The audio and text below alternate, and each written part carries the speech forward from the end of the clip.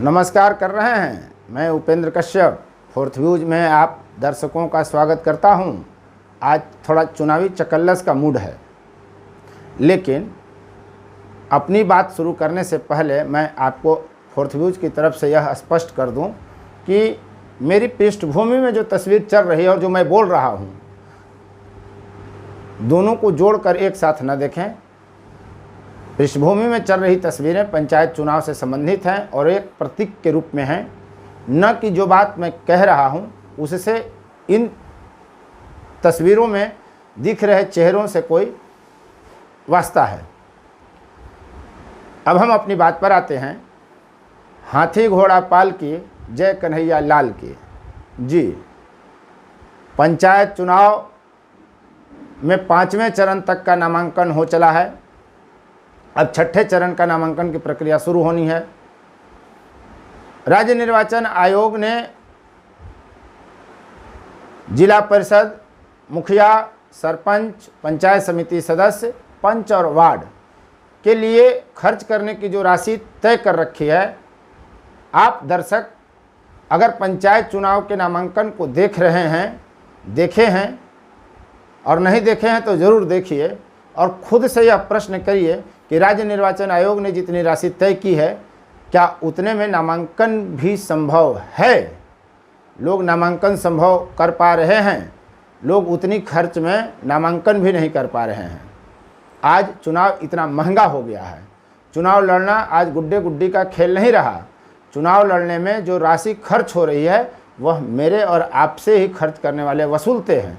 यह अलग बात है कि हम अभी मज़ा ले रहे हैं कि वाह फलाने की इतनी गाड़ी इकट्ठा हुई, वाह फलाने ने यह नाश्ता कराया, क्या बात है, अमुक प्रत्याशी द्वारा इतने घोड़े लाए गए, इतने हाथी लाए गए, इतनी गाड़ियां लाई गईं, इतना लंबा जुलूस था, बाप रे बाप कितनी भीड़ थी।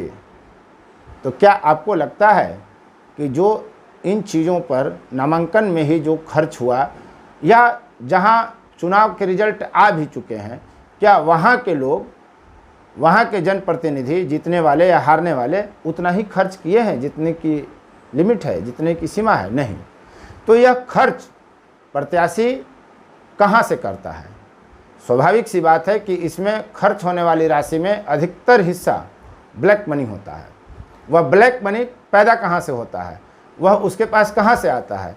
उसका भी सीधा सीधा मामला है कि कहीं ना कहीं सरकार की टैक्स चोरी की जाती है और हमारे आपके जेब से ज़बरदस्त पैसा निकाल लिया जाता है, इन किन प्रकार, कभी पीछे से कभी आगे से। तो पंचायत चुनाव में मेरा ये कहना है कि जो आज नामांकन तक की स्थितियां दिखीं,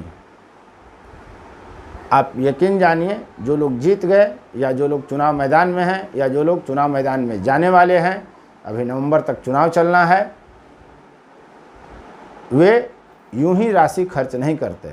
यार यूं ही तो कोई किसी से अब मोहब्बत भी नहीं करता, खर्च कहाँ से करेगा?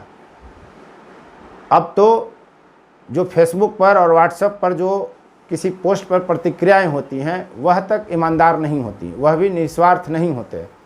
तो सीधी सी बात है कि जो खर्च किए जा रहे हैं धन, वो भी निस्वार्थ नहीं है। लेकिन हर कोई यही कहता है कि एकदम निस्वार्थ हम खर्च कर रहे हैं और जनता की सेवा कर रहे हैं। एक वाकया मैं बताता हूं। एक व्यक्ति चुनाव मैदान में उतरा, पिछले 1.5 दशक से वो सरकारी शिक्षक थे, अभी उनकी नौकरी बची हुई थी करीब करीब 1 दशक, और उन्होंने नौकरी से रिजाइन दे दिया और यह कहा कि कहीं किसी की आवाज़ उठाने वाला भी अब कोई नहीं है, हम नया आगाज़ करेंगे, आवाज़ को बुलंद करेंगे गरीबों की, ताकि उनको अधिकार मिल सके, उनका विकास हो सके।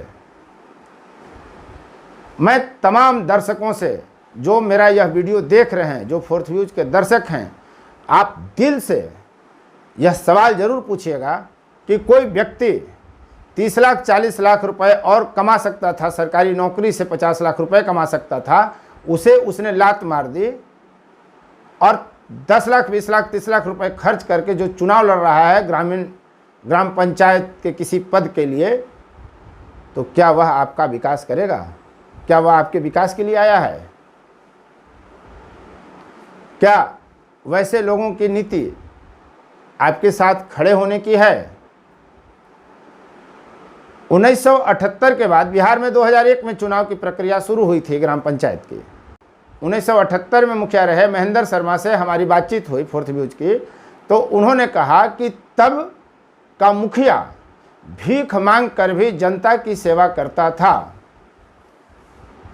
आज यह उनके शब्द हैं कि आज कोई भी जनप्रतिनिधि पहले अपना विकास करता है, फिर सगे संबंधियों का करता है, और इसी में कुछ जनता का भला हो जाता है। इसीलिए फोर्थ व्यूज लगातार आपको कह रहा है कि सही चुनिए, सुखी रहिए, अन्यथा 5 साल झेलना आपको है। आप देख रहे थे फोर्थ व्यूज। यदि अब तक आपने इस चैनल को सब्सक्राइब नहीं किया है तो कृपया सब्सक्राइब करें, लाइक करें, शेयर करें, कमेंट करें। फिर इसी तरह का चुनावी चकल्लस लेकर मैं आपके बीच आऊँगा। बाकी फिर कभी। मैं उपेंद्र कश्यप, नमस्कार। फोर्थ व्यूज, चौथा विचार।